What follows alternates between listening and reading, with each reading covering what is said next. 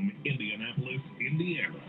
Welcome to the Crossroads Sports Radio Show, presented by Scott K. Nichols and State Farm Insurance.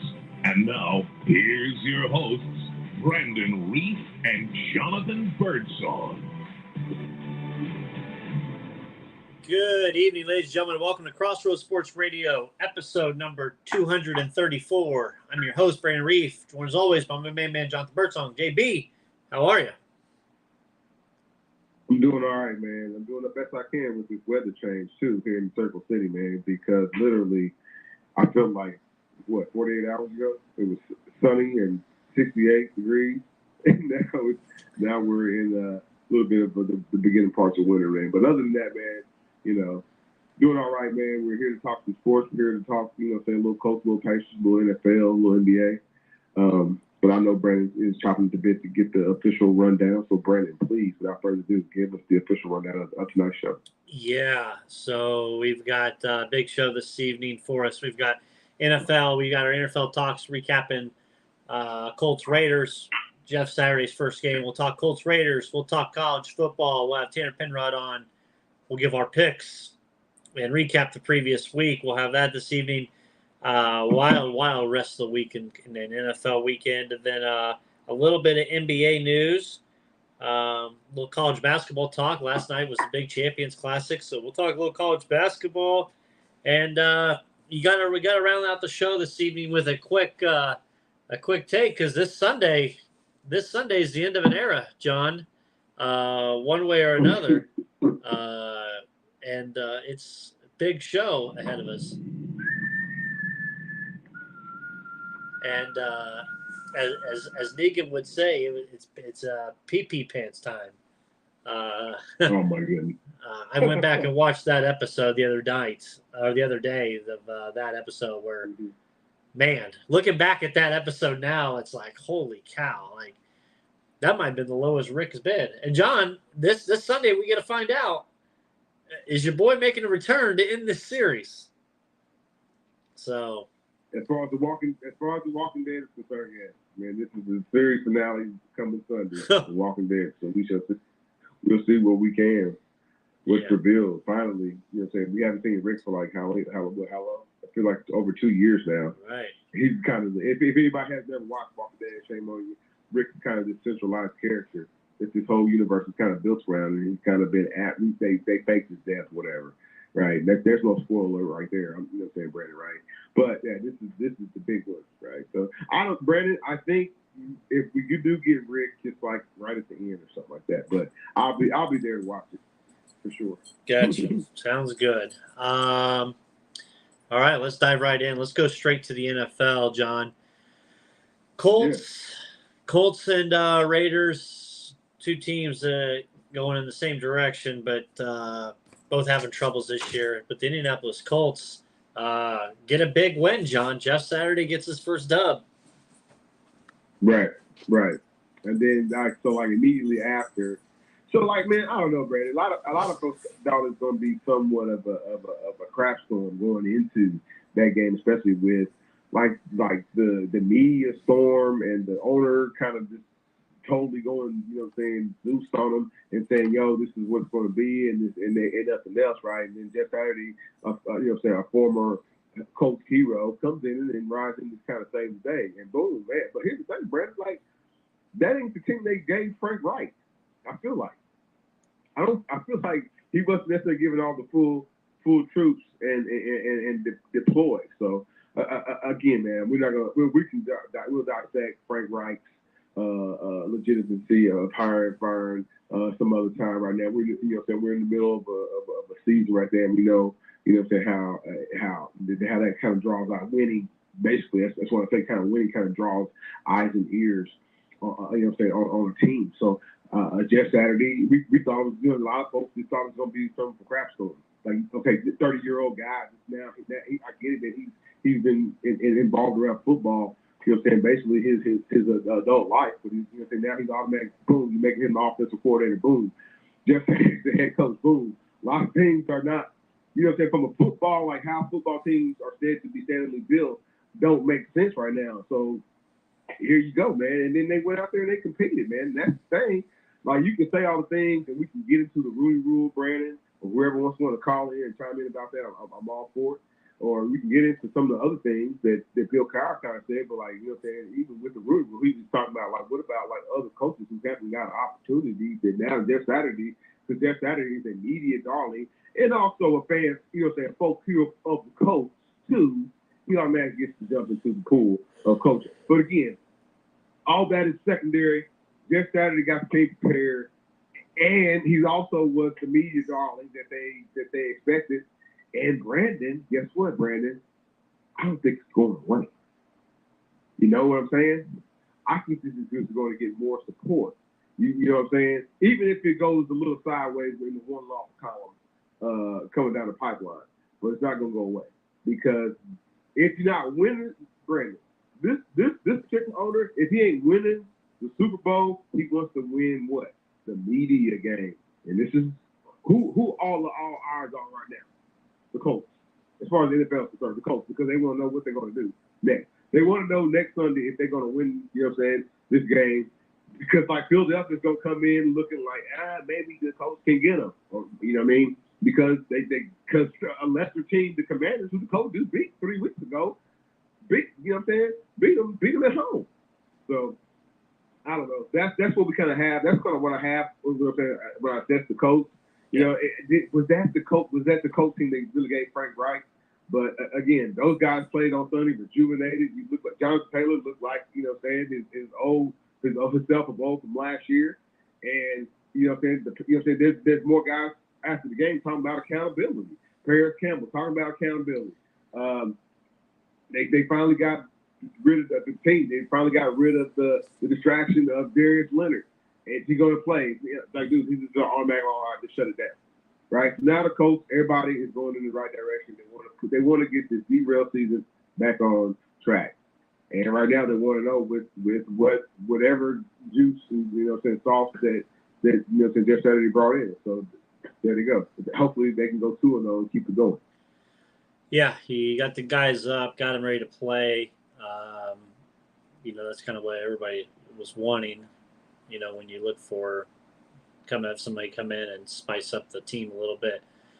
I will say, though, and I think maybe it's just excitement from everybody, but we do need to pump the brakes a little bit, because I started seeing people talking AFC playoffs, AFC championships, Super Bowl this year. We've got everybody in place that, wait a minute, you got a head coach maybe, but there are still a lot of pieces that are missing on this squad or need improved on this squad that we're not seeing. So I just want to pump the brakes there. I don't want to put sour milk in your cereal, but it's a good step in the direction. Let's take steps, not try running right now. Right. You got to break it down so understand, because Brandon kind of teased it and going in. The Raiders are a crack storm, and I'm being nice, man. Brandon, I watched the after. What did you think of the quarterback of the Raiders after? I thought he wanted to retire. Yeah. That he was so hurt that the locker room is so divided. And now you have a new regime in coaching, and that seems a little off too. Like, I don't think he wants to be there anymore. Right. I hope Jim Irsay don't want no part of that of Carr, right? Because he likes the reclamation quarterback instead of just go ahead and rip the Band-Aid off. You know what I'm saying? Go on and get you one of these rookies and one of these Power 5 students, man, and deal with that guy, right? But like, no, man, I thought the Raiders are a mess. The Raiders last year looked like a team that was ready to take the next step. Not necessarily get to the Super Bowl, but that's kind of the expectation with that market, Vegas. They want to get to the Super Bowl in that ownership group, right? Yep. But they look like a team last year that could get to the championship game, right? They look like they would need a lot of favors, a lot of luck to beat a team like Buffalo or a team like present constructed, a team like Kansas City, right? Definitely Kansas City, right? So the Raiders, you know what I'm saying, but they look like a team that's going to be competing for a lottery pick, a top pick from the NFL draft. So they're going in different directions, man. You know what I'm saying? Especially with their payroll, man. So, you know, the Colts beat a team that is a crap storm their damn self. If I can put it any way nicer, I can. So that's how I look at it. But you know what I'm saying? They went out there and suited them up. The Colts, you know what I'm saying, went out there and suited them up. The Colts came out with a victory. It's on to the next one, and the next one is going to be a tougher game. It's going to be Philly, like Philadelphia. Yeah, a team that's going to come in pissed. Yeah, they laid an egg against Washington on Monday Night Football. So that'll be interesting to see here. Sirianni comes back to Indianapolis. You know, he's going to come in pissed off because, I mean, there's a quote today that he said, "You guys can probably imagine how I felt, what my feelings are about it. That's how I feel about Frank. I love him. So if you don't think he's pissed off coming in here against Irsay, you know, got another thing coming." It'll be interesting to see. I haven't looked at the spread yet. I haven't checked the spread to see what it could be this weekend. Let me check that right now. Brandon, I had liked the Colts odds, and I hadn't looked at the spread yet. I liked the Colts odds before they took the L to the Commanders. Now I don't. There's only so much rah-rah. You gotta have the ponies, and the Colts don't have the ponies. 7. Philly by 7 right now. So in a close game, I'm supposed to trust Jeff Saturday and his gut feelings against Philadelphia. They invested a lot of time and money in putting weapons around Jalen Hurts. Right. And he ain't no chump himself, Brandon. He's a weapon his damn self. And he's okay. I ain't lighting it up from an MVP standpoint, but he's in the conversation for MVP. Yeah. That's just a matter of fact. That's just I know it's weird to say, like, you know what I'm saying, Tua's in conversation for MVP. These are things right now, just a matter of fact.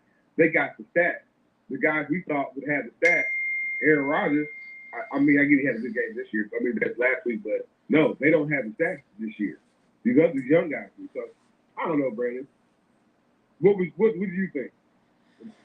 For Sunday? Yeah. I think the Colts keep it within 7. I do. Home crowd. We're the 4th winningest franchise in the league since 2000. All right, that means in the upper quartile of winners, we're in the top quartile of that upper quartile. So, I mean, that's rare air. Buckner, the defense is playing better. Buckner's playing better. You know what I'm saying? I think they're within 7. So. Okay. Yep. John, give me your thoughts on the wild game of Buffalo and Minnesota. My goodness, that was crazy. Execution. Final execution is everything. You know what I mean? Bad handoff. Man, they were in the goal line. They've had to just move a little, and that's the end of the game. You know? I can't believe that after that game that we were talking about as a power ranking. And I know people don't care about power rankings, but they do mean something. Because if your team was 7-1, you would be like, pack them up. We're getting ready to go to the Super Bowl.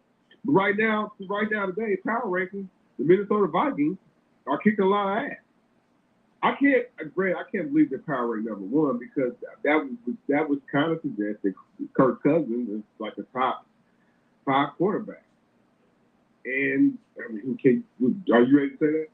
I'm not. I can't say Kirk Cousins is a top 5 quarterback. But what we can say is that the Minnesota Vikings, either on the road or at their own place, they're damn near hard to beat, right? So that's how I can look at out of that game. Yeah, I agree. The Minnesota Vikings, you got to be believers in them now. I mean, even though can you believe in a Kirk Cousins team, but they're pushing themselves right now. They're running away with the NFC North, and you got to believe that the NFC East is going to is basically going to fold on themselves. Like all three teams ain't going to be up there that good the rest of the year. Dallas, Giants, and the Eagles. Some people are going to get some collapses, but Minnesota's running away, and you're kind of looking at a number one seed possibly. Possibly, right. They got to come on and play at their place, right? They're going to get tested. I think their next game is against Dallas. That's going to be another test for them, especially with Dallas. You know, what I'm saying, losing the way they lost against Green Bay this past weekend.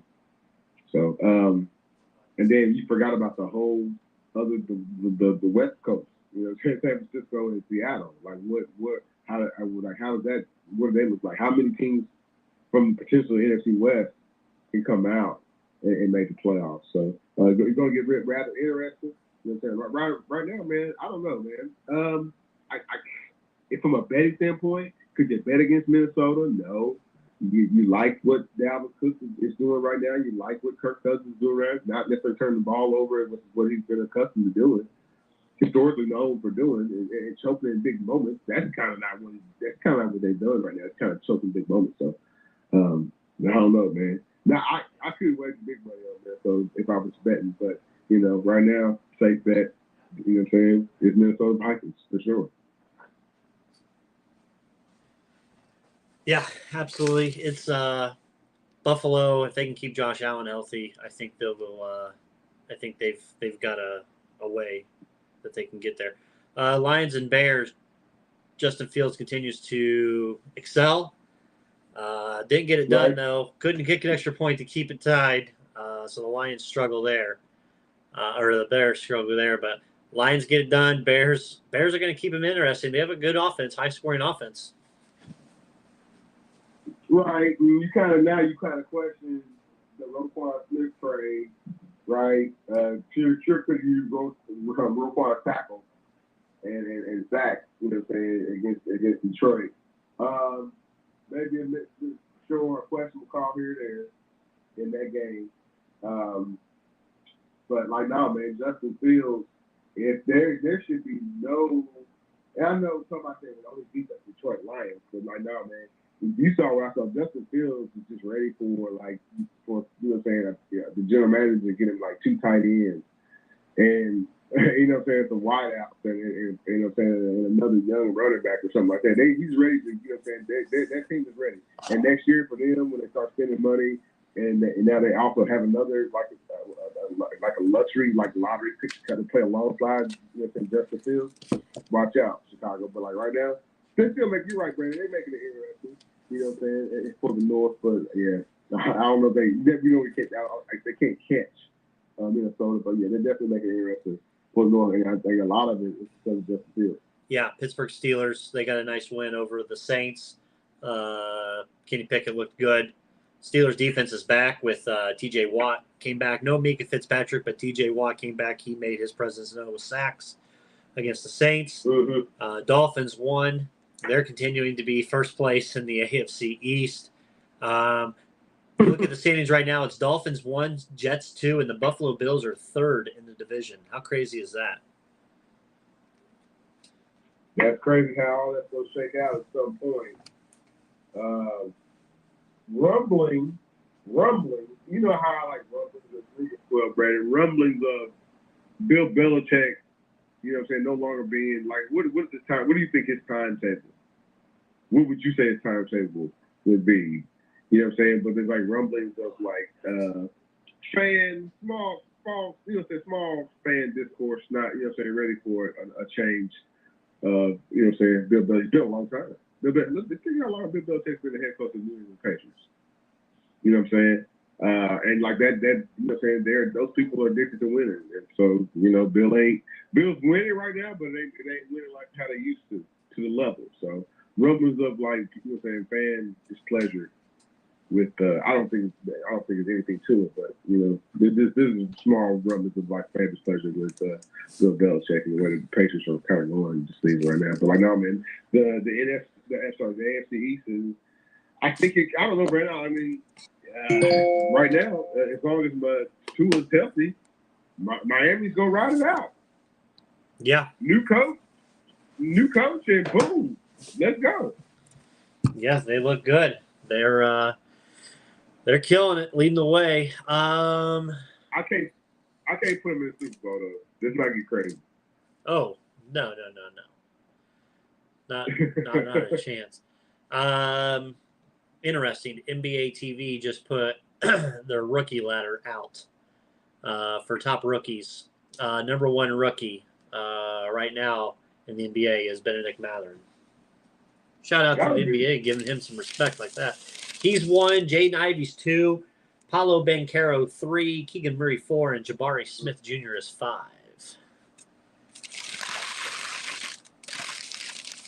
Bucks got back on the winning ways this weekend. I figured they would, playing there in over there in Germany. Pretty easy for them to get that dub. I mean, it wasn't for lack of. I mean, it's a successful game.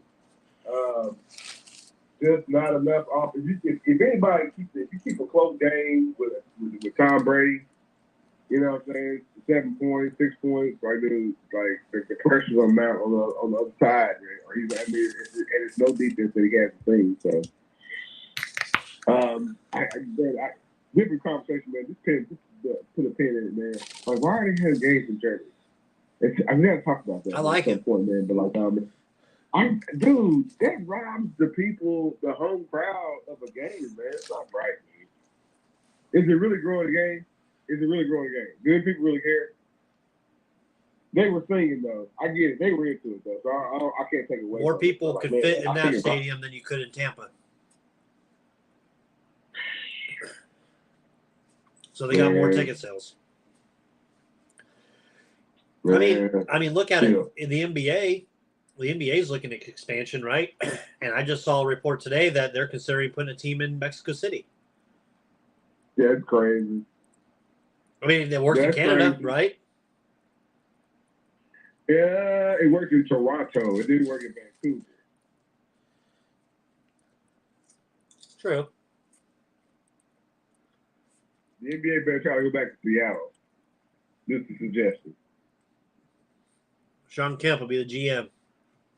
R.I.P. There you go. Stop. Is he alive still? All right, man. Hey, man, you didn't want to. Who else did you want to deep dive into? I'm looking. I honestly didn't have a. My prep sheet barely sucked today. I was busy with a lot of other crap going on. Right. I'm looking. Give me a second here. If there's anything else that twinkled my eye. This is kind of an off the cuff show tonight, and that's kind of how it'll be. Chiefs got a nice win, 10-point win over Jacksonville. I thought it should be more, but nothing really impressive there. The Giants go to 7-2. They beat the Texans. That's an game. How about them Packers? Packers knocked off Cowboys. I figured Green Bay would win this game. I took them to win this game. Aaron Rodgers and them find a way. They're not out of it yet. You can't kill Aaron Rodgers just yet. But you can pretty much say that the Rams are dead. 3-6. A lot of injuries. A lot of those. Now there's no longer any depth anymore. You traded away all your depth for all those picks, remember? And now you got a broken, battered Cooper Kupp. He's on the IR. Stafford is not 100%. Like, dude, that's the Rams right there. That's the offensive part, right? And that's what we're talking about, offensive league, man. So yeah, we can put pretty much the Rams, and we can see them next year. Team of destiny, maybe next year. Let's see. We also got 49. I question this 49ers team. How far do you think they can go? Got Jimmy G as your quarterback. Trey Lance will be back possibly at some point if he's going to play. Christian McCaffrey and Elijah Mitchell's back. Debo. It just didn't look like the 49er team we would expect. A lot of them guys came back. They was hurt, Brandon. They was hurt in the beginning part of the season. Now they coming back. So Jimmy G's the leader of that team. I know that sounds crazy, right? But Jimmy G's the leader of that team on the field. As far as they can go, as far as he can take it without throwing interceptions in a big moment, which he's probably going to come down to. they have a defense that can travel. They have a team mind that travels. Because I know right now they kind of low down in the scorecard, so they're not gonna probably have a whole lot of home field games, right? If the play, you know what I'm saying? If the playoff when the playoffs start, they got a team mind, bro. That they come to your team, they come to your city, beat your team. Doesn't matter what style you want to play. They're gonna play. They're gonna play their other style or whatever anyway. So like no man, I like them to kind of turn their season around because they, like I said, they get a lot of their personnel back. Yeah. Looking ahead this week. Which of these two teams needs it more? Thursday night's game, tomorrow night's game is the Tennessee Titans at the Packers. Who needs this more for them? The Packers just to keep themselves alive, or the Titans just to give themselves enough cushion over the Colts that way the Colts don't have a chance and they kind of can wrap this up? Nah, I don't think. I think it means more than Green Bay Packers. I think there's still much of a gap. Remember, they swept the Colts already. Tennessee has already swept the Colts. I know it's a gut punch. Indianapolis, if you're listening, they've already been swept. I don't necessarily know. I can't remember where Tennessee is at with the Texans. They might have split with them, and I think they still got to play Jacksonville one more time. I might have that reverse right now. I don't have the scorecard in front of me right now, but they got their thumbprint on the South. They're not worried about the Colts right now coming to catch them. As far as the South is concerned, they got that wrapped up. I really do believe that. You know what I'm saying? So, right. I'm not saying they're gonna go up there and lay no eggs, but they get the quarterback's coming back, right? I think he's right now. Well, he's gonna play, and if they're not gonna get into a shoving match. Yeah, shoot. I mean, they don't have that kind of offense anyway to get a shooting match, right? Shootout with Green Bay at home. So I like Green Bay. It's a short week. I like Green Bay at home to get it done because again they got some momentum going. Okay. Rematch coming up. Jets this time at the Patriots. Patriots beat the Jets at New York. This time it's at Patriots. I don't see it being an issue. I think New England gets another win. I think they just have the Jets number. Yeah, that's one hurdle they have not figured out just yet. The Jets are it's crazy, man. You lose that guy. I mean, they've had a carousel somewhere at a quarterback this year, but they found ways to win. Whoever's taking the snaps, and you got to tip your hat to this new regime that just put together these New York Jets. As far as this game, man, everybody got spanked by, Papa Bear. Bill Belichick. Has Andrew Luck ever beat them? Not to bring up old sores. I don't think Andrew Luck ever beat them in New England. You know what I'm saying? Remember when when Chris Ballard said the rivalry's back on? No, it's not. Stop that. Don't say that. It takes a lot to make the next step to beat them. So, but I don't think necessarily the Jets do it. Like you got a great job out there with the Jets potentially winning. You know what I'm saying? Or making so much noise if they do be going to New England and beat them. But I don't think it's going to happen. I think that team's not necessarily mature enough just yet. But if they do, the Jets might win the whole AFC. So, like, no, as far as this game, my professional opinion, I don't think they have. I think New England takes care of business at home. Probably the game of the week. Give me at 4:25 with Jim Nantz and Tony Romo. Cowboys at the Vikings. That's going to be a big one. Right, like I said, I think it was in previous time. That's going to be a big game because right now the Cowboys are descending. You could have said when Dak came back that team got better because again he's the leader. I mean, he is a little bit better than Cooper Kupp. But he's kind of been up and down playing, and like everybody's kind of pointing the finger at him. They don't need. You kind of called it out 2 shows ago. They just need Pollard. As far as running back support, they don't need. You know what I'm saying? The Ewok brothers. They don't need him anymore. He's not important anymore. Right. He's not special anymore. They win games without him. So but at some point he'll come into play. He is still somewhat of a special talent. right? But as far as this game is concerned, they need to win this game. Minnesota, nobody's going to win them. You know what I'm saying? So take that. Cowboys need to go in there and with a little bit of an edge and win that game, dude. Otherwise, people are going to the whispers, right, Brandon? It's Mike McCarthy going to be still here next year.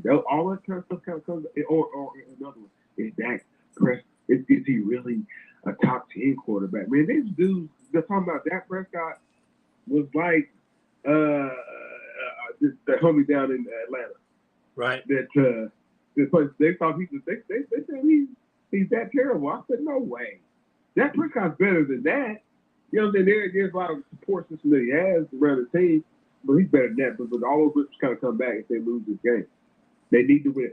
They didn't have that. Remember we were talking 3 episodes ago. We was like Mark McCarthy, man. His job is safe. They took their lump. Cooper Kupp came out there. That dude performed. They lost 1 game. Cooper Kupp went 3-1. Yeah. Dak came back. They took a loss. Then they went back. Then Dak he shake the Cowboys off, and then next game it looked like Dak Prescott looked like they was going, line them back up again. Let's go. This challenge for the NFC. But I don't know, Brandon. Not to ramble on too much. Here's the problem: whether they win this game, they really need to win this game because here's another reason: their division got real good. Real fast. In the margin of error, right? So like whether you think that the New York Giants can get to the Super Bowl, like because their margin of error, they don't necessarily like it. Somebody jokingly told me they don't necessarily believe in their quarterback, but hell, you can't get rid of him. Hell, he's winning for you. So Daniel Jones, say go for it. He probably he should get comeback player of the year, but no, he won't. Nobody. So then everybody thought he was gonna be on somebody else's backup quarterback situation next year. Now he looks like a bona fide starter. Lost some stability. Got rid of Joe Judge, punk ass. They got some stability in New York. But the Giants are good. Man, what's his name? Brandon. Ron Rivera. If Ron Rivera ever gets a generational quarterback, he'll win a Super Bowl. They got one. They got one. That dude's not generational. Stop it. Tyler Heineke, stop it. But look what he does with his team.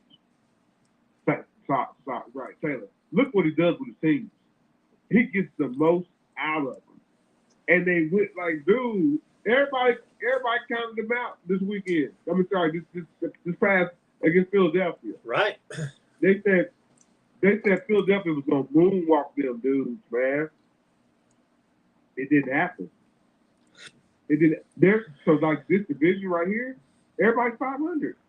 Everybody's 500. It's wild. And capable of, and capable of you know what I'm saying, making a move. If Dak Prescott gets hurt, then the Cowboys' chances significantly to making a playoff move, you know what I'm saying, sour. So let me ask you this. Go ahead. You don't have to give me the team. What division does the Super Bowl champion come out of? Right now. If we said, hey, Jonathan, gun to head, what division? You asked me division. I was like, damn, it's harder. That's division. That's harder, man. Actually, like what team? Man, I can't like Philadelphia's not necessarily ready to take the next step. I still think the Chiefs somehow get there. So you still think Kansas City is above the other divisions? If I gave you the other divisions or Kansas City, which would you take? The other divisions of Kansas City. Wow. Okay.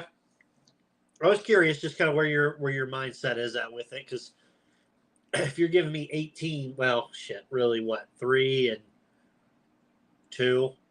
No, 3-1, 4. You're giving me 4 teams, really. Because let's think about it, the AFC East. Dolphins, can they get there? Yes. Can the Jets get there? No. Patriots? No. Yeah. The Dolphins cannot get to the Super Bowl. Yes, they can. What have they done to show you they can't? They couldn't. Dolphins can't get to the Super Bowl. I'm telling you. Well, they winning a regular season game, and then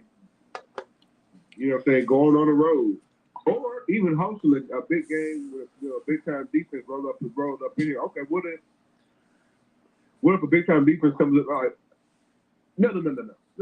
What if Dolphins versus the Ravens in a man, or the Chiefs? Okay, I'm glad you said that. They haven't because there's one team you haven't said, and they've already beat the team that's beaten both of those teams, and they play similar styles. The Buffalo Bills. Well, right. They beat the Bills. I can't help the Bills still got a choke juice on them from 1990 and Jim Kelly. Oh, that dude, that's on that quarterback. Their losses go back to how they lost, and another fact, Brandon, they don't have a good running game. They have a good if he ever got a good running game, God bless America. He's a pretty good runner. Josh Allen's a pretty good runner for his damn self. Right. Right? But we really don't want our quarterbacks out here playing like they're running backs, right? We don't. They don't have the same kind of pass. But they don't really have a good running game, man. But sometimes in big moments, man, he's the one who fumbled the snap. Right. Who threw the interception? He didn't need to. You know what I'm saying? So right. Right. So they still got something to prove just a little bit. Okay. Let's switch gears, John. Let's go to the association, the NBA. Latest came out that the Los Angeles Clippers are interested in Miles Turner. They would give us a package that would have involved 2027 or first round pick, Luke Kennard, and somebody else was involved in that draft or in that trade for Miles Turner. So the Lakers are doing everything possible to set the narrative to be for them. I mean, I saw the image yesterday that went out that, oh my God, Rob Pelinka at the airport and it's going to Indianapolis. He's taking the plane to Indianapolis. And they showed the picture. Okay. And then Buddy Hield gives eye emojis. Number one, you spliced those together because the eye emojis was from Buddy during the Champions Classic. And the whole reason that Rob Pelinka came to Indianapolis yesterday was because of the Champions Classic. 4 teams, 4 NBA draft talents from those teams. You're basically getting a mini combine right there to watch. And plus the Pacers already left yesterday morning for Charlotte for their game tonight. So the Lakers, I don't. Let's talk Lakers. I mean, you're 2-10. Pat Beverly. By the way, here's a trivia for you. Pat Beverly. I listened to his podcast. Pat Beverly's never been not in the playoffs in his years. Every year he's been on a team, they've made the playoffs. So he says they suck right now. We suck. That's exactly what his words. Like, what do you do? Because and here's another thing, and I'll throw it on top of you. Me and you make fun of street clothes, right? And in TNBA on TNT, they make fun of street clothes. Anthony Davis. Do you want me to tell you, since the 2019 season, who's played more games? Anthony Davis or Paul George? Ooh, man, you would think it would be Anthony Davis. It's Anthony Davis. I'm going to say, oh, it has, okay. Who, since 2019, has played more games? Anthony Davis or Kawhi Leonard? Oh, I know that. That's Anthony Davis. Anthony Davis. So he gets so much shit for street clothes, and he's played way more than what Kawhi or Paul George has played. And they don't get as much crap. Well, they've already. I feel like there's already been like an acceptance that Kawhi Leonard is the face of. You can just take games off and take chunks of the season off and just finish the season. But he's also nursing like serious injury. But he also be the first one to sign a $200 million check. You see what I'm saying? It's weird, but they offer him these teams offer him the money, man, and then I guess nobody should be shocked that he hasn't played. That he's only played like 2 or 3 games this season because he's out with a knee. Right. Anthony Davis is getting bad, man, because there was so much potential when he came in with a lot of promise coming into the league. They won the national championship the year, the 1 year that he was at Kentucky. And then they try to build a championship with it, or at least a team around him in Charlotte. And then, of course, he bolts because LeBron, waves the magical wand, and he wants him to come play. Because Anthony Davis was on an extending light. Everybody just knew it was him and Giannis to be the next, the next alpha players to take over the league, right? Anthony Davis on the West Coast, Giannis on the East Coast. And it would have been like, the 2 big, franchises going back to back. I think the Lakers actually wanted Giannis too. But, right. You can't have everything. So, you got Anthony. But at that time, if you remember, man, he was playing like balls out when he played for the Pelicans. He was playing balls out. Did they win a playoff series? I thought. Then they got eliminated by Golden State the year Golden State won when they had Durant. I think that was 2019. But no, man. So Anthony Davis hasn't necessarily lived up to promise. Since the bubble, it looked real great. Him and LeBron was younger, and Anthony Davis probably was less banged up during the bubble, but it hasn't necessarily looked. It kind of looks standard fare. You know what I'm saying? He kind of looks like he falls out of bed and gets 20 and 10, but he should be getting 35. This NBA, he should be 35 and 12 and 3 blocks a night. I'm being for real. In this NBA, with his skill set, he's no longer. Brandon, do you think him of the same skill set or same regard as Joel Embiid or Jokic Noah? That's Jokic. Or Nikola Jokic? Did you think him in the same breath as Anthony Davis anymore? No. No, I don't. But at one point, like when everybody talks about who was the best power forward, center, whatever, pivot guys that those players are, his name always was better. Oh man, Anthony Davis is better than X, Y, Z. And here's why: he had the better jumper, he had the better handles, he doesn't necessarily he does these things and he does it naturally, but it's not. Like, he's not forcing it. He's not trying to, really go out here and win games. Russell Westbrook took it personal when he was playing against Durant the other night. He cuffed Kevin Durant. I mean, he takes it personal.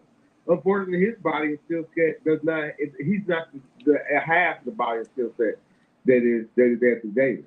You know what I'm saying? But again, so, they're kind of what do you trade Anthony Davis because you're not happy with what you have anymore? Because if you trade, what do you get back in return? And it's not going to be you're not going to be happy with what you have. So while LeBron's out and nursing, a father time injury and a groin, the Lakers their chances of turning this season around, which looks like mud right now, rest in the hands of Anthony Davis.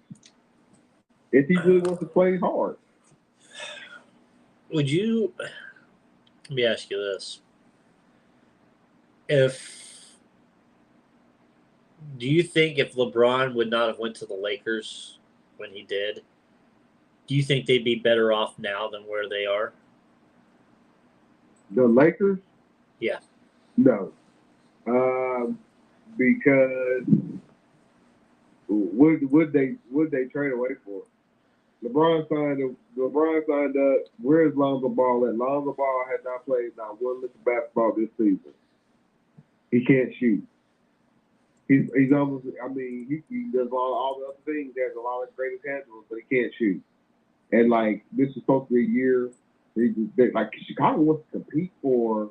They spend money putting that team together, right? Bringing in spending money on a free agency like that.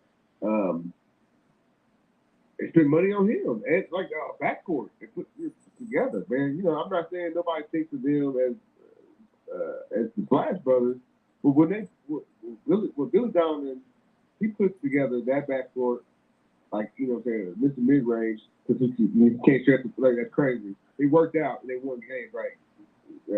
He can't shoot, and neither can lob the ball. But they won games because they play defense. They got their hands up, right? But you got a championship, Brandon. Out of Lonzo Ball and Josh Hart. Come on, man. You make that trade. You make that trade every time. Lonzo Ball, Josh Hart, and Brandon Jennings. You make that trade every time. If you're the Lakers, Brandon Ingram, not Brandon Bean, Brandon Ingram. If you're the Lakers going into this offseason, do you have or should you consider, or even guess during the season, do you consider trying to refix the program and trading LeBron with how old he is? The value you could get? I don't think that. Yeah, I don't think that happens, Brandon. Would you though? If LeBron doesn't want to be there, they just have a mutual part of the way. They won't trade. There won't be a trade or anything like that. Do you think it's too personal? It's too personal, not enough business. Correct. Okay. Right. Look, they're gonna bring back LeBron, and once he retires, it'll be a whole big thing. You know what I'm saying? Hollywood parade style. So that they won't ever trade LeBron. That's not good business. I hear he's still third in the city. Right. Well, what they might try to do once Russell Westbrook's contract is off the books, there might be some leverage you might have in trading Anthony Davis in the offseason next summer. But you want to see where you're at as far as. But that's not going to help LeBron. Well, listen. LeBron don't want him to go. LeBron's health. I don't know. It depends. If you can package, now listen, Brandon. If you can package a number one and Anthony Davis, what do you get back in return? You get a team back. Is there a chance that they're just milking this season as a loss just so they can get Victor Wembanyama? Because I'm looking at it like it. They are. Thank you. Listen. Right. Package. Okay. You get that pick. You can package. What do you get for that pick and whatever else is on your roster in return? Right. But I'm thinking they're tanking this year. I really do. I think they just said, hey, this is what we're going to do going into it. We know we have a difficult situation with Russell Westbrook right now. And we have this going on. And Anthony Davis, maybe he hasn't lived up to what we want. We'll create the narrative that there's troubles here. LeBron, you've been playing obviously so much, so take extra nights off for your injury. You're hurt, yada, yada, yada. Don't push it this year. There's a once-in-a-lifetime generational talent that's going to be the number one pick next year in the draft. Right. Let's suck for him, and then we can build this team. I don't put it past the Lakers tanking on purpose to have this number one pick. I'm serious. You need to have. Did you have your PowerPoint ready? Because you have it. There you go. I'm just saying. But they're going to beautifully tank. Yes. They're going to try. Not enough to get caught. But because Brandon, why would I trade my unprotected picks or whatever I might have for no disrespect for Miles Turner, who likes Legos, bro? He's not. Oh. Man, when you watch Victor Wembanyama, it looks like it's unreal. It looks unreal. So, but you want to get that on your team. So, man, they're gonna. I mean, there's no rush into really get moving a contract here and there to. They're not gonna move a hell of hell to bring Buddy Hield and Miles Turner, knowing that there's that kind of talent out there next year, and then potentially even the year after when you got some more kids from Duke and North Carolina that's gonna flood the market with draft. You know what I'm saying? As draft picks. Kevin Durant and the Nets and the Kyrie. Did we go back in this next offseason and they end up trading Durant?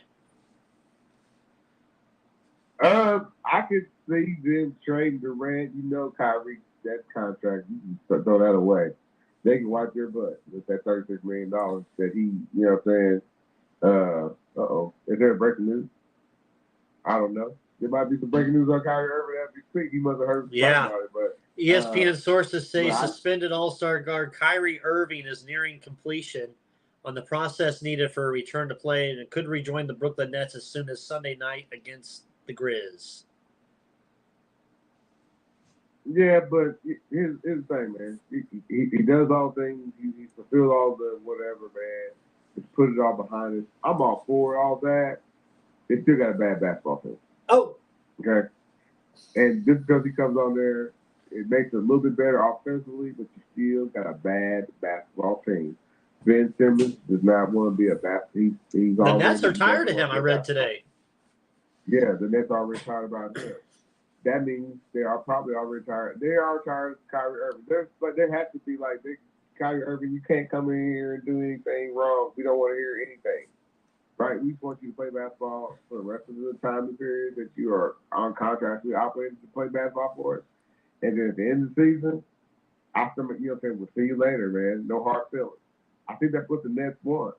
They don't really want to send him home without pay. I mean, with pay. They don't want to do it. They want to try to because Brandon, when you tell your fan base, hey, Kevin Durant and the superstars, all-stars, you promise your fan base. That's what you tell your fan base is going to be out there. Right. Right? You know what I'm saying? And that's what this ownership group and that's what want to fulfill. It's still going to be very much distraction, right? Championship, I would take that. Even if they somehow start winning games, Brad, and somehow win from, I don't know where they're at right now as far as fans. But even if they somehow win from I know they ain't first. I know because Milwaukee, I think Boston's first right now. But Milwaukee and Boston look like world beaters. They look like they are ready to challenge for a world championship right now. And I know it's early in the season. We're talking maybe 12 games everybody's playing right now. But you see a pattern right now. And right now, the pattern of Nets looks like trash. Kyrie Irving's coming back. I'm saying, great, man. We're going to put that stuff, we're going to put this social distraction and behind it. But, Kyrie Irving has to understand, the next thing is going to derail your team's season. The next thing could potentially derail the team, everything, and his career. He has to take these things into account, I hope. Yeah. However you believe, because there's people believe Kyrie Irving should say what he wants to say, Brad. And those people can have their belief too. But however classified you want to go, I just hope Kyrie Irving can get his career back going. Out on the court, he's a dynamic talent, right? We know all this. He hits the shot. He's an important part of Cleveland Cavalier basketball, right? Important part of today's NBA. There's a lot of wacky things. I get it. Now things got out of proportion, man. Now come back to this, to the table, bro. We all can forget. And most athletic point guard in NBA history. But he has to know that it's thin ice from here on out. Yeah, Pat Beverly said it. They interviewed him. He's the most athletic point guard in NBA history, and that's saying something from a guy who plays a hell of a lot of defense. But he's crazy. And apparently, I'm going to play the video. I haven't heard the comment, but I want to hear it, so I'm going to play it until I hear craziness. Dude, please don't. Are you going to play it? I've heard it. No, not Kyrie. Your boy put out a new one tonight. Mr. The football star, Herschel Walker. And man, have you been hearing his comments lately? No, I haven't. I don't know who's crazier, Kyrie, Herschel Walker, or Kanye. I don't know. I almost want to do a Mary fuck kill to see who would you deal with on the most out of these. Let me see what this comment said, what this video says of him. I'm gonna tell you to keep the faith. Oh, you ever watch a stupid movie late at night, hoping it's gonna get better, don't get better, but you keep watching it anyway?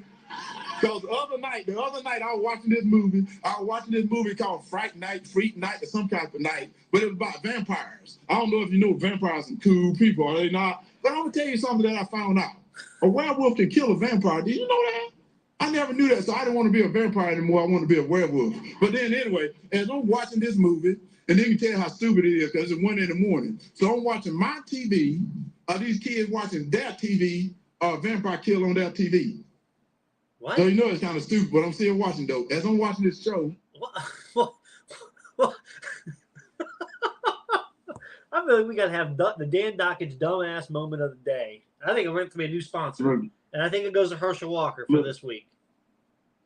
Brandon, I might have talked like that at some point when I was about 10, when I really wanted to be a vampire. But when I saw a werewolf movie, when you're running for office, a werewolf thing. But when you running for office, political office, talking about werewolf and vampires, that people gonna think crazy. He is crazy. Shout out, by the way, to USI basketball. They've got their Division I this year, first time, John, of Ohio Valley Conference. I went to school 2 years down there. They are up in South Bend tonight, taking on Notre Dame. So, shout out USI. Let's see. Let's take a quick ads, John. Let's hit our ad reads before we get Tanner on here, before the show gets completely wild. We'll hit our ad reads when we come back. We will we'll dive in a little short college basketball until Tanner calls in. You've changed thousands of diapers, cut off hundreds of crusts, played hours of peekaboo and duck goose because you'd do anything for your kids. That's why it's so important to protect them with life insurance from State Farm. State Farm Insurance agent Scott K. Nichols will help make it easy and affordable to help protect your family no matter what the future holds. Because for the people you do anything for, life insurance could mean everything. Call State Farm agent Scott K. Nichols in Indianapolis today at 317-243-3509. Like a good neighbor, State Farm is there. Crossroads Sports would also like to thank Wise Logistics. Their team is dedicated to successfully delivering your packages. Services, domestic and commercials, are available for delivery of your packages 7 days a week, 365 days a year. That's Wise Logistics. Hit them up at 877-744-6112. Wise Logistics. We also want to thank our sponsors, Maverick Custom Motorsports, where ideas are created and dreams are born, especially on custom motorcycles, boats, slingshot, Jeeps, and trucks. Offering pickups and deliveries and shipping worldwide. Check them out today, MavericksCustomMotorsports.com. Let them know Crossroads Sports sent you. Just use the term Crossroads as a promo code. Get 10% off. All right, John, we are back. Thank you to our sponsors. Could not do the show without them. Before we get off the craziness train, I want you to rank. I want you to rank these four people, and like most crazy to least crazy. Kanye West, Kyrie Irving, Herschel Walker, and Antonio Brown. Damn, I knew he was coming. I knew AB was coming, man. I knew AB was coming. Because he went back in the news again. He just couldn't stay out of the headlines, man. Oh man, I'm about to say AB. He's top of the food chain. He's top of the food chain. He's top of the food chain. Well, you know what? I don't know. I would probably go Kanye, just for some of the shit he said. AB said some stuff, but not like. But AB has said and done something. Well, that's true as well. Oh, they're trying to top each other, it looks like. I tell you what, Brandon. We should do a poll. Kanye West can go back to music. Kanye West can go back to music. AB can't go back to football ever. No level of football will ever happen. That's true. No level of football, not in the media. Well, podcasters and like YouTubers will, because they want to say like ill shit. They want to say, right. Like, oh man, Roger Goodell came in and told me and to paint a picture like Roger Goodell is, you know what I'm saying, some evil, you know what I'm saying, why, you know what I'm saying, evil hammer guy. And I mean that might be the case, but you know, that's, the owner tells Roger Goodell what to, anyway. AB will never, probably could have been a gold jacket guy. That's long gone. That's terrible. His career is DONE. So we go AB, and then Kanye or Kyrie. Kyrie, Kyrie. He went on a lot. I don't think he believes in anything, Brent. Then why you say it if you don't believe it, right? He doesn't believe the color red is red. He doesn't. He says like, why is that got to be red? I said, dude, if you don't believe in anything, then why? Well, this is before now. Before like now. This is before the press, the breaking news. Like now, Kyrie's gonna come back and everything's fine. But like his live stream is out there. It's been chopped up. Everybody's repeated it, and it's like the craziest rant that you've ever wanted to hear from. Like this dude really needs to be locked up because he don't believe in anything. He'll say things that automatically are buzzwords like Euro, and white privilege, and that he's a native, and that he's not anti-Semitic because he's whatever. But like he also goes into the diatribe where he you know what I'm saying? Like I thought it was a joke that he said the word. He actually believes the world's flat. Yeah. That's like and he's been on airplanes. That's crazy. Okay. He knows. I mean, he can look out his window and see it. Crazy. Right. You can look out his window. So, this is who Kyrie is. This is who he is. He's a little tad off, but Brandon, he ain't that tad off. He knows what $36 million is. Whatever it is, he can't retire with his full money. Whatever it is, he still wants to play next year. I don't know. Why wouldn't you just walk away? The $90 million month, okay, not to count anybody's coins, he got $90 million already before he got the extension, before he signed with the Nets. He got $90 million before LeBron came back to Cleveland. $90 million. Brandon, I know you get married. I'm not telling nobody no spoiler alert about the show. Generational wealth is I know. Listen, now you give me $90 million tomorrow, generational wealth. I don't give a damn. It is. Right. We will make generational wealth. We will. You know what I'm saying? Me and my family will. $90 million. Wouldn't you? You would buy. You'd leave the show. Nah, I wouldn't leave the show. Hopefully, you donate to the show a little bit. Yeah, we do things a little different. But like, no, man.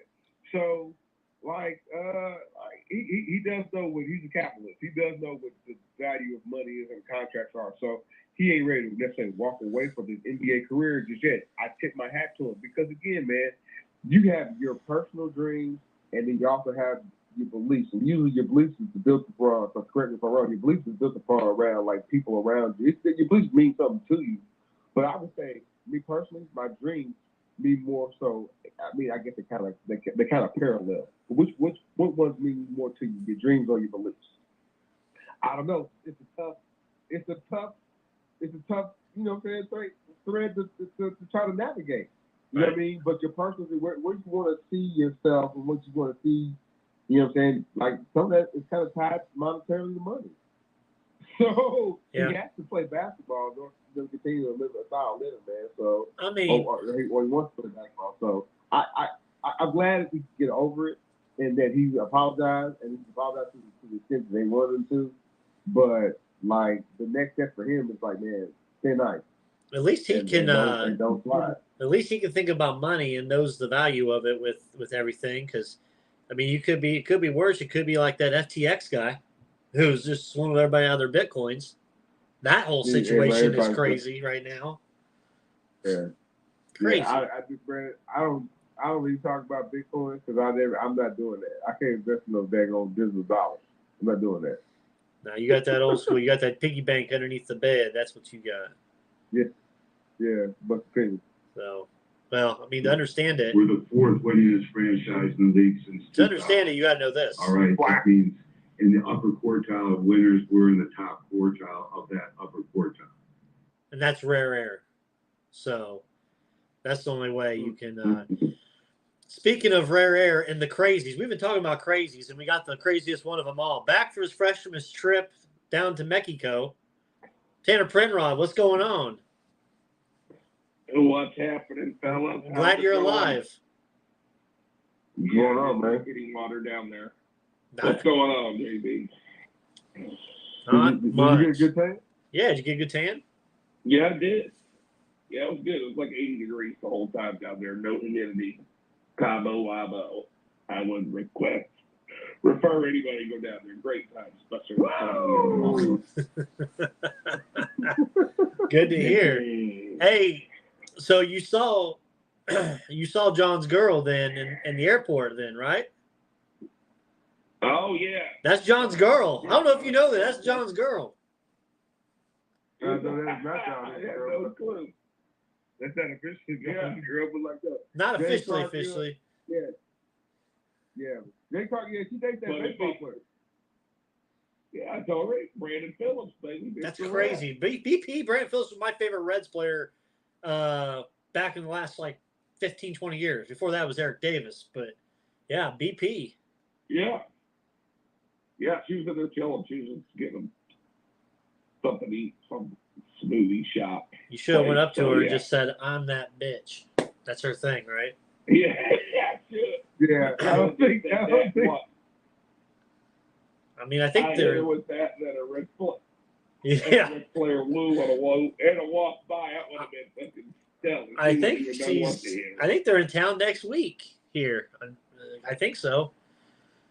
They always get the leftovers. They get the leftovers. They're here next Wednesday.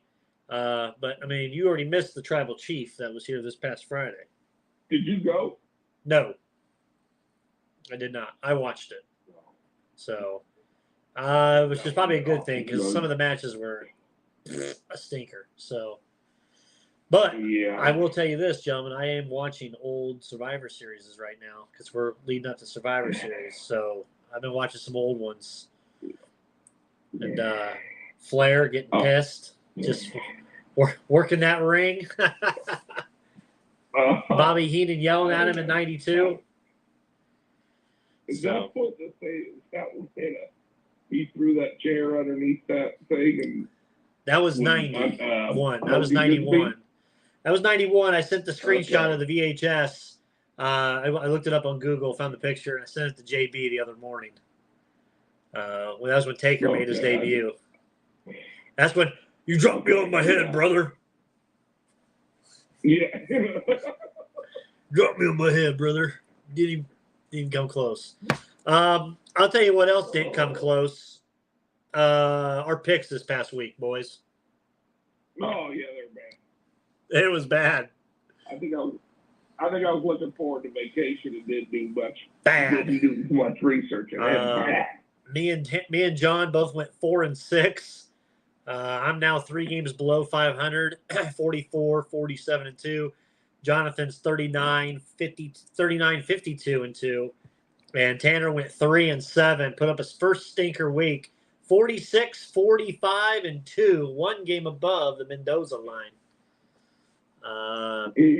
So it was rough. Gents, the college football playoffs committee came out again last night. Any problems with the top 4? We've got Georgia, Ohio State, Michigan, and TCU. Tennessee lying there at 5. Do we have any problems with the top 4 there, or we think it's legit? I think it's solid. I think if you're undefeated right there, you should have those spots. TCU's doing their thing. I mean, they got a little road challenge with Baylor again this week. But I mean, I don't think you can take it away from them. They're winning the games that are on their schedule. So, yeah. I mean, in my eyes, it's hard for me to take them out of there until they lose. Okay. Do you want to apologize to the Boilermakers now, or do you want to wait? No, because I'm not taking them. I don't have to apologize, Brandon. I took the Boilers. You did take the Boilers. I did not. Took the Boilers. I told you every reason why not. Illinois next year, look out, Big Ten. I'm telling you, Illinois next year, look out, Big Ten. No. What happened was it was a crap game for Illinois. I didn't even check it. They got what, Michigan this week? Yes. Sure. Yeah, trap game. City's what it was last week. Man, yeah. I just figured we got to put some respect on them Boilers. Now we'll dive right into it. The Boilers got a big game this weekend. Big as in if they want any shot at this, they can't lose. So here's the thing, boys. It comes down to Purdue's got Northwestern this weekend at home. Northwestern's 1-9. Purdue's a 20-point favorite. If Purdue can win, the Purdue has Northwestern and IU left. 2 very winnable games. They've got the tiebreaker over Illinois. They do not have the tiebreaker over Iowa. So they need Iowa to lose this Saturday at Minnesota because Iowa and Minnesota are also tied. So it's going to come down to this game. And Purdue's got a shot. They're still away, John. Even the team that we just saw 2 weeks ago that looked dead in the water, they still have a little bit of a shot. So we'll see what happens. First game, Northwestern at Purdue. Purdue 20-point favorites at home. Oh, man, I hate a big number like this, especially when it's Purdue because I just can see it blowing up in the face. Nope. Go Wild. Crappy weather. Crappy weather. It's going to be cold. It's going to be below wind chill weather. It's Northwestern's weather. But Northwestern's so goddamn bad, dog. Give me terrible. Give me Purdue minus the 20. There you go, Brandon. Go ahead, John. John, I don't like it. I don't feel comfortable whatsoever with it. No, I don't know why. You don't. I'm taking Purdue. Oh. I want to know why Tanner. I'm taking Purdue. I want to know why Tanner's not taking them. Because he said he's not taking Purdue ever again. Not about. Don't care. 40 absolutely. 10 degrees. They gotta be a little tough on the passing game. Ooh. And I don't know if I trust Purdue's ground game as much as I do their passing game. Interesting. Right. And if it gets a little slippery up there, then you can't throw the rock. I really want Northwestern. I'm going to hope that Purdue's up by 13 in the fourth, and then there's a pick 6, and they get to the 20, and it's a good push. Yeah. Brandon, they're not putting the dome up there, are they? No. They're doing some Hell They're doing no. some construction. No. They probably should. Something like that. Jonathan, you're going to start us off on the next one. Number 4, TCU, who I thought Texas was going to beat them last week, and my God, that was not even going to happen. TCU number 4, minus 2.5 at Baylor. John, what do you like? Just late in the season, man, you got to beware of these one-time good to interesting Big 12 teams, especially one like Baylor. But here's the thing to say about TCU has kind of maintained the focus. They haven't let like the outside, like the hype. You know what I mean? They just play every game. It's just in front of them, and they kind of play each game the same. They're crazy about analytics, and they're quarterback driven. They got some athletes at the wide out and tight end, and this is why they're hot, right? This is why they're good. This is why they're. That's that song. I still think they've beaten better teams, so that they have a great comp. They got a great locker room. Like Brandon, I tell you, and Tanner, I tell you what. If they don't win the Big 12, this is probably definitely their coach's last year there, right? Because now the quarterback's gonna move on to the NFL. We're gonna see the quarterback. Somebody, green room. Come draft time. But I can see that I can see that coach. Basically parlaying this TCU, championship, appearance into another job, or have even another bigger contract for TCU. I don't know how big a contract. They got a lot of things that grow big in Texas.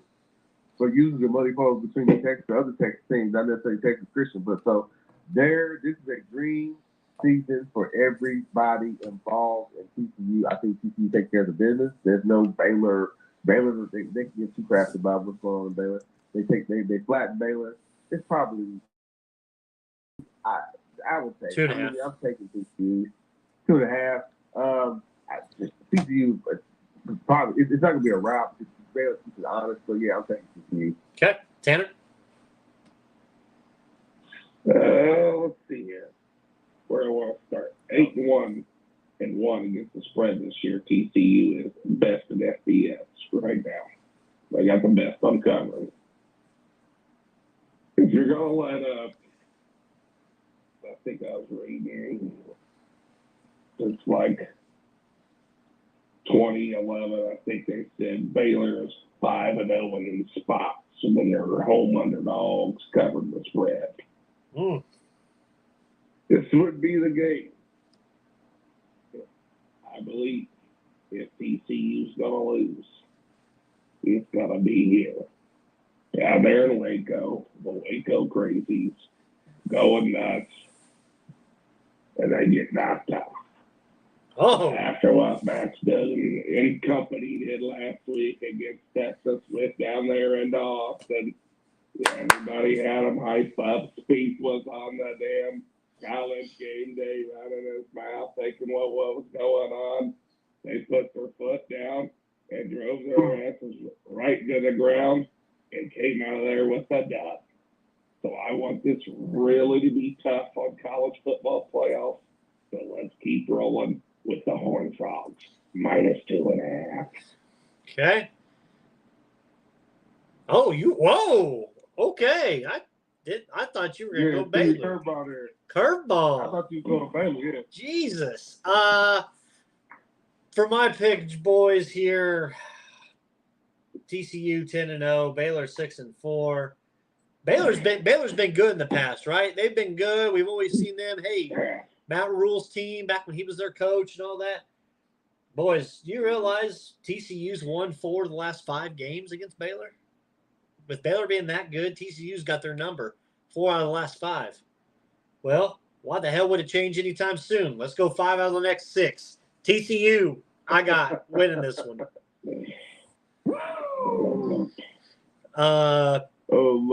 Next one for Tanner, number 21, Illinois, at number 3, Michigan. Michigan, 18-point favorite at home in the Big House. Oh, man.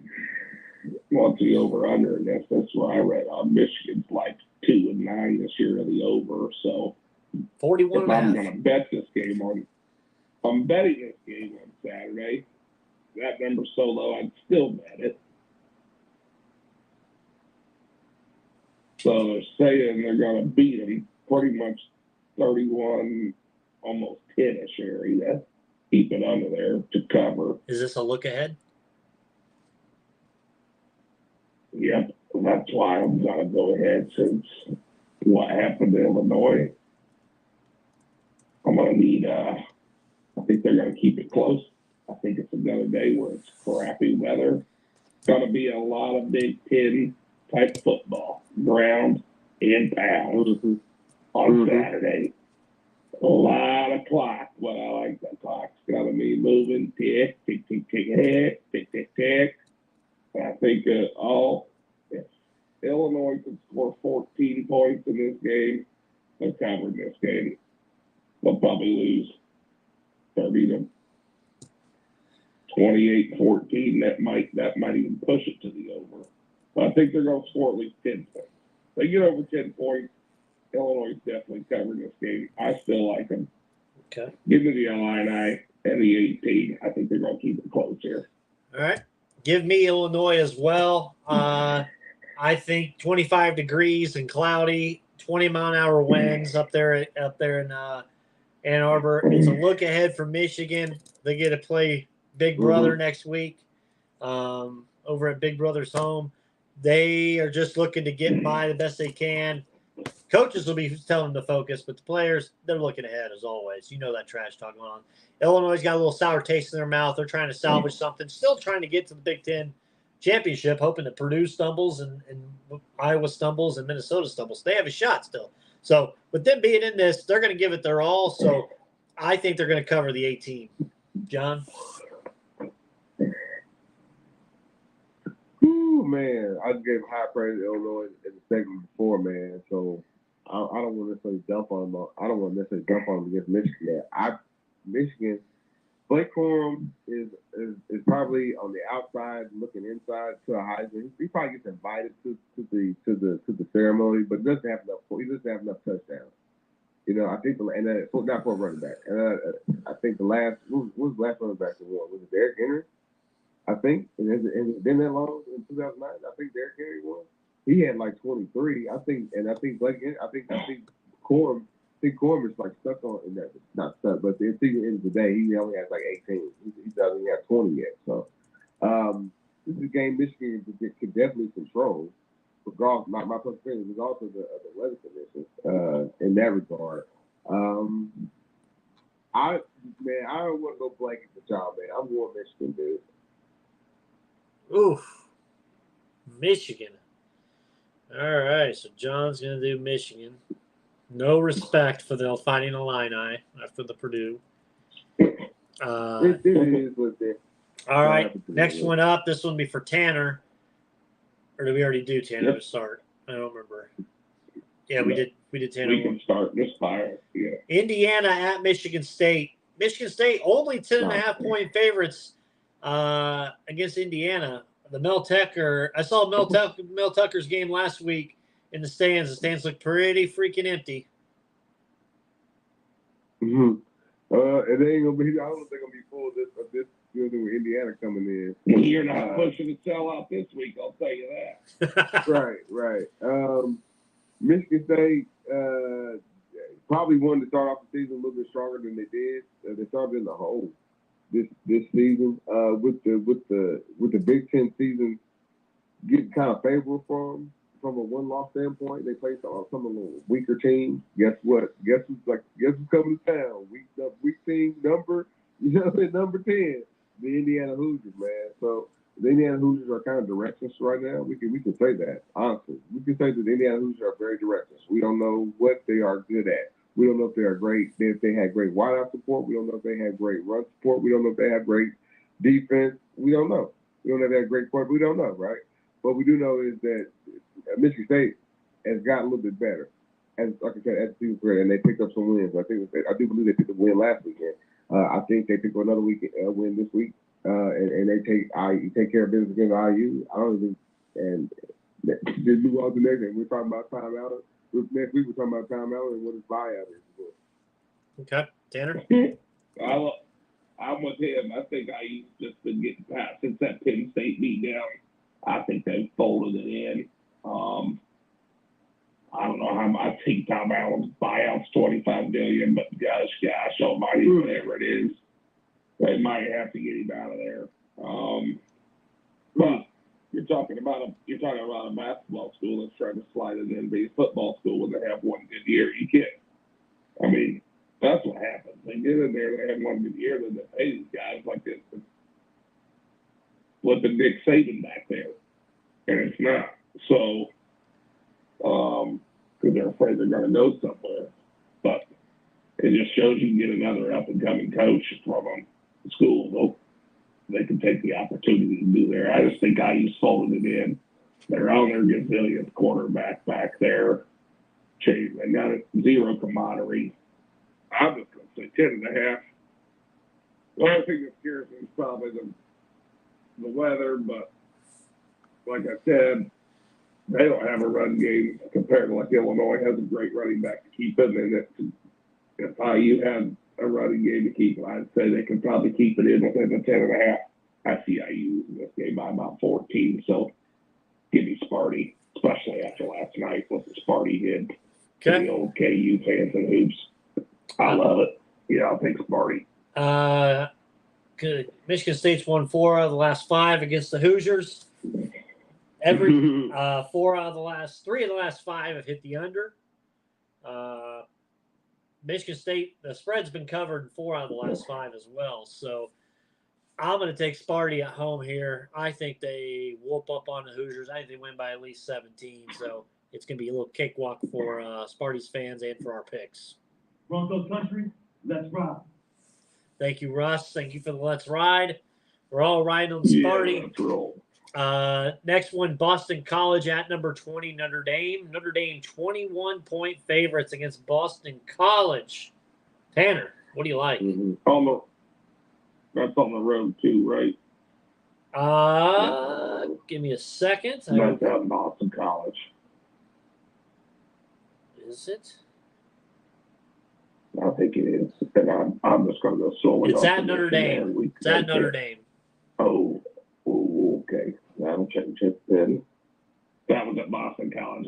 That's at Boston College. 2:30 on Saturday. All right. 30 degrees, 20-mile-an-hour winds. I still, that's perfect for Notre Dame. They're going to run the ball that day. That's going to be senior day. The only thing is Notre Dame has, I believe, this is week, they're what, 7-3. Next week they have USC. Yep. Yeah. I'm taking Boston College. Yep. They just rode in high. They knocked off, what's that, They knocked off North Carolina State last week. They're catching that game. Yep. I think Notre Dame is going to be looking ahead to that big USC game. It's senior night. They got to have the crowd in their favor, but I think the players, like you said, are going to be looking ahead. I'll take Boston College and the points there. Okay. I'm going to take Notre Dame minus the 21. Notre Dame's won the last 4 matchups. Notre Dame's covered the spread in 3 of the last 4. 2015, they didn't cover. But we were all different people way back then in 2015, so that shit don't matter. Give me the Irish on senior night. Cover the 21. They'll go to bed happy, wake up in their Lucky Charms, and get ready for USC. Oh man, that USC game is going to be.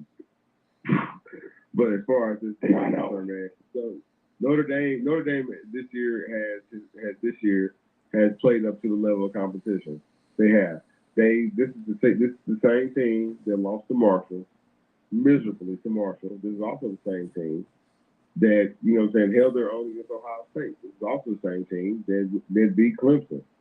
You know, say, what does all that mean? All the what they suggest they are. You know what I'm saying, when they got their head on and their goals set and everybody's playing like a champion today, right? That they can beat and they can compete with anybody. So a lesser team, you should just roll over. I'm not saying Boston College doesn't have spoiler alerts on them. You know what I'm saying? They have spoiler capability. You know what I'm saying? For sure. To come into your house and beat you, but I can't see. I think Notre Dame. It's still some question marks. You know, they're still a little young around quarterback. I get it. You know what I mean? So it's not super sexy just right there just yet. But again, the talent everywhere else is you can see it. I think they take care of business this weekend against Boston College. It's not a trap game for them. They're not looking ahead.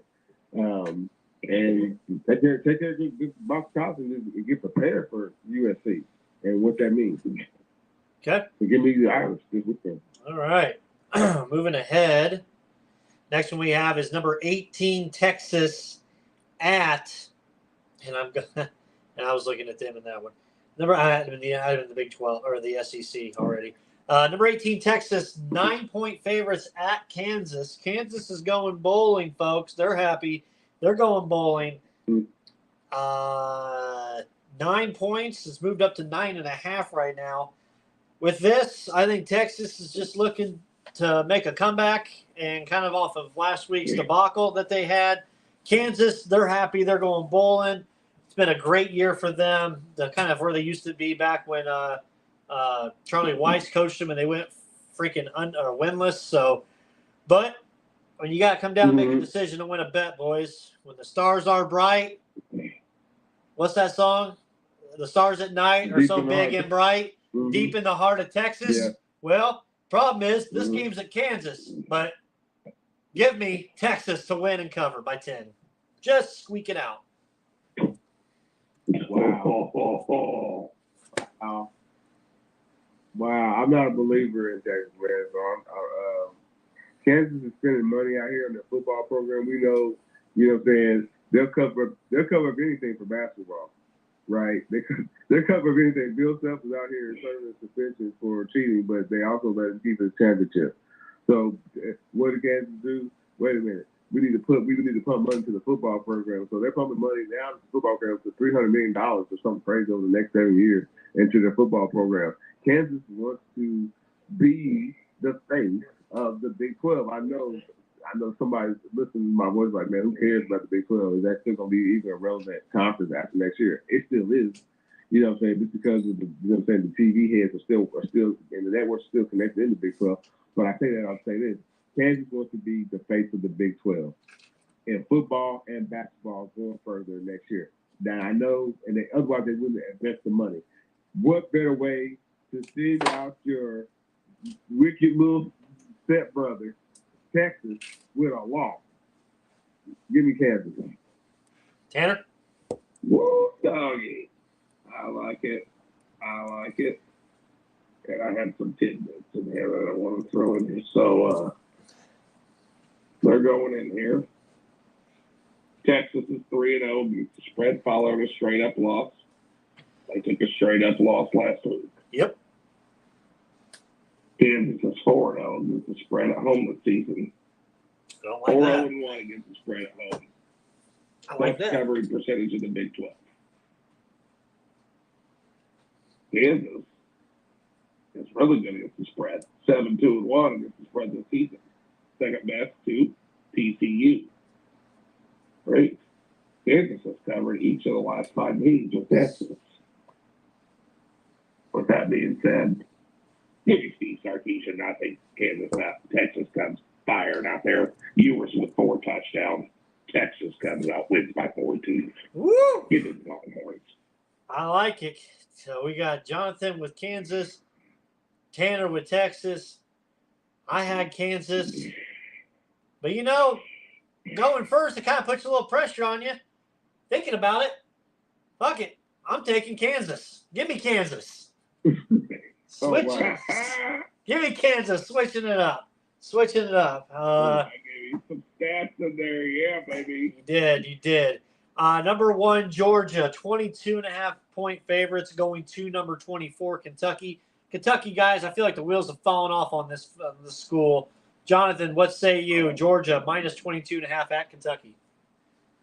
This is not the basketball program. Yeah, give me Georgia. They're rolling. Okay, Tanner? I think he's in the right spot. I think Florida's not Florida. Kentucky's wheels have came off.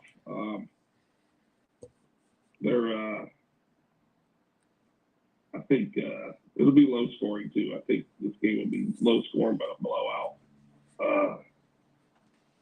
But I think, like you said, Georgia's 6-1 against the spread since last season on the road.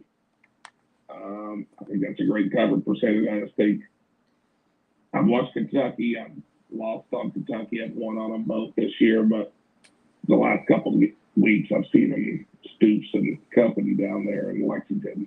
I think they're ready for basketball season. I didn't happen so hot for them last night. So when they take 2 L's this week in both sports, it's really going to have those hillbillies in a bad state of mind. So give me Georgia and the Bulldogs. Give me Georgia and the Bulldogs just as well, plain and simple.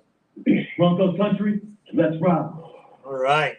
Next one we got Ole Miss, the Lane Train, minus 2.5 going to Arkansas. LSU went down there. Backup quarterback KJ Jefferson didn't play. It was crazy how that kind of went about. But Ole Miss minus 2.5. Lane Train, the swan song's coming, boys, because he's going to be going to Auburn here before long. So, Tanner, who you like in this one? Let's see. I'm going to go Ole Miss.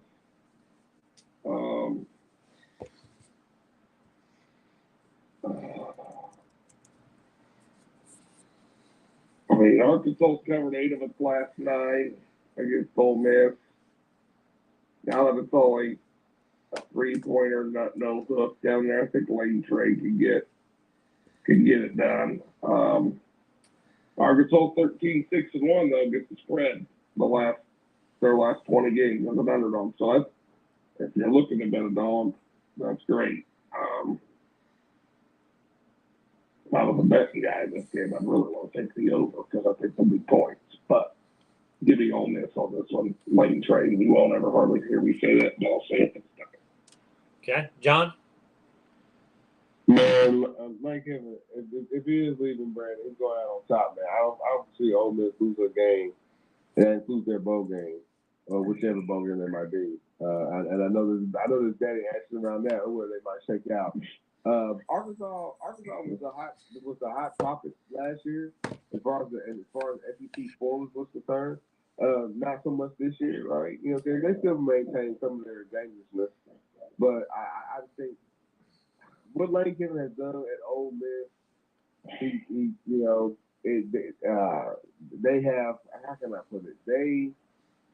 He's got the most out of that program that he can. So, you know, when he takes his fourth best SEC team to play a number one Georgia or even like a number 1B Alabama, to walk away short, yeah, you feel sorry. Yeah, you feel bad that you lost, but to walk away short, like, you know, like and not double digits. You know, it's kind of like, you know, is there such thing as victory, more victory in sports? I don't know, but you know, that's kind of more victory. So, you know, I kind of get what you're saying, Brandon, about him leaving. Him at Auburn and the bankroll that Auburn has. So like, it'll be Auburn back, Bama, LSU going crazy again, right? And that's kind of what the SEC world kind of wants, right? But like, no, man, he's got this team back to where they can kind of roll into anywhere. The Ole Miss can kind of roll anywhere and beat whoever. You know what I mean? I kind of stopped doubting them after they beat the Hoosiers a couple years ago in the Holiday Bowl. I think that was the Holiday Bowl. I could be wrong, yes. But yeah, they beat the Hoosiers and like it wasn't even close. It really wasn't even close. Like they kept it. Like I felt the referees kept it close. You know, they weren't on anything, but he built this program up, and we also know he's damn good coach. He's all the little, you know, missteps he's done, whether it's Tennessee and USC. I think he kind of put those all those things kind of past him. And like right now, they just kind of still on the road. The national championships kind of get out of the way from them, or the SEC championships kind of get out of the way from them. As far as this year's concerned, yeah. But as far as to finish it out, you know what I'm saying, on top and finish it out winning, they take care of business, and like it starts this weekend. I got them winning this weekend. Give me Ole Miss. Okay, and I don't even need to make a pick on this one. Yeah, buddy. Everybody knows where that train's going, and Broncos country, let's rock. we're riding the Lane train. Everybody's on the Lane train. We're riding it. A game that had so much hope and potential beginning of the year has went to complete dog shit. Oklahoma State at Oklahoma, Red River shootout. Oklahoma's -7 at home. Tanner, what do you like? I'm rolling Boomer Sooner. With that Sanders shootout for Oklahoma State, I'm gonna roll. I gotta roll with Gabriel and the Sooners. I think they'll win this one. Even though they took I think last week they took a bad L to West Virginia, because I think they were looking ahead to this. So I just think, I mean, that Gray guy's a great running back there. I just feel like that Sanders team rolls that offense so much for Oklahoma State. So I'm gonna roll Boomer Sooner on this one. I know it's a rivalry, but give me the Sooners. I think Sanders is too much to be missing for Oklahoma State. Yeah, I agree. Sanders is out. I'm taking Oklahoma in this one because this one means more to Oklahoma, and for their head coach to be in the good graces of the boosters at Oklahoma. You lose this one to your rival on already a shitty season, they'll be coming for your head, and that's where Urban will dive right in and take that position.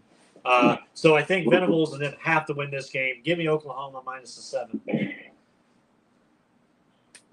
I like Oklahoma as well. Just for some fact, they're not playing a Red River rivalry. They're not playing that next year. It's not on the schedule. When they go to the SEC. I was there on the schedule before. So, yeah, definitely need more than Oklahoma. to win this game. So I'm taking Oklahoma. Okay. Last two games, we're going to go out west to the Pac-12. Number 8, USC, 1.5-point favorites at number 12, UCLA, the Battle of Los Angeles. Give me Lincoln Riley and USC here, because when you look at the King of Los Angeles, you don't think of a fat Chip Kelly. You think of somebody that's young, spry, can stay up late at night, who's got the world at his hands. Give me old Lincoln Riley. Give me USC. Cover this 1.5 easily, even if they only win by a field goal. Give me USC. Wow. Shannon? Let's see here. Well, UCLA is coming off a loss. A bad loss, by the way. 4-1. Pac-12 football. I went to bed thinking they won. I woke up the next day. I didn't even know until like 2 o'clock in the afternoon that they lost. They got caught in that trap. They got caught in that trap game. Always do. I gotta do that more. Just always looking ahead when you start sending out these things. I gotta look a week ahead and see who these schools are playing, because I'm taking the underdogs most likely. But if I had a bet, say over under 74.5, I bet you they score 80 in this game. Easy. They're gonna be points after points. If you're wanting action, there's gonna be a lot of it this game. That being said, USC really needs this game if they want any chance to get into this playoff. Right. Chip Kelly, if you want any chance of doing it, you might want to pack the Rose Bowl with more than 30,000 people. It's a toss-up to me. I want to take USC. I want to take both. I want to take DTR back there, quarterback for them. I'm just going to take Chip Kelly in this one because I think he's been in more games when it's been more on the line. I think he's been in more big games than Lincoln Riley. And this is a big one. I feel like this is his big first one down there at USC. If he's on and it's on the road, even though it's only a Ball State-sized crowd going to these damn football games, I'll still take UCLA. Okay. John? I kind of really want to take UCLA. They kind of showed this season that they've been able to bounce back after a loss. This battle delay really does mean something to them, to this franchise. This is something that Big Ten people are going to have to learn real fast, because this is a rivalry game that's going to be coming onto onto Big Ten network real soon, right? So, but UCLA is good enough to get the job done. Are they mature enough to get the job done? Even though it's on the road, it's cross town, right? As Tanner alluded to, it is. What I'm saying? Are they good enough? So, Battle in Los Angeles, man. This is potentially all. That's not even potential. This is also, whoever kind of shakes out of this, it can go on and become Pac-12 champions. USC needs to become Pac-12 champions so that they can jolt themselves into the number 4 slot of this playoff conversation, right? UCLA needs to keep their bid open in case, TCU fails and Clemson or somebody else, whoever's in front of them fails, and that can kind of potentially even, it's crazy that might sound UCLA Pac-12 champion representing in the CFP. That'd be kind of crazy, right? But all the things can potentially happen. We know it. So, man, USC, I get it, man. UCLA's coming off a loss, man, but USC, man, they kind of just been on autopilot, man. It looks good, not great. It looks good. If we're being real honest, it looks good, not great. To be a trip, man. I'm gonna go the other route, man. I'm gonna say UCLA wins this weekend and play Portland and make themselves even more relevant. And as far as USC's season, we're not necessarily spoiled, but as far as USC as far as like who's gonna be raising that Pac-12 championship. All right, Corso. UCLA. All right. Long-winded, Corso. Let's go. We only got a long 2-hour show. We got one more game. Number 13, Utah at number 6, Oregon. Oregon 3-point favorites. We'll start it with John. Where's the game at? 13. Utah's at Oregon. Well, Utah at Oregon. Yeah, Oregon 3-point favorites. Man, give me Utah. I like it. Oof. Tanner? Ooh, that's a good thing. I like that too. Utah's 5-0 as a road underdog against the spread since 2017.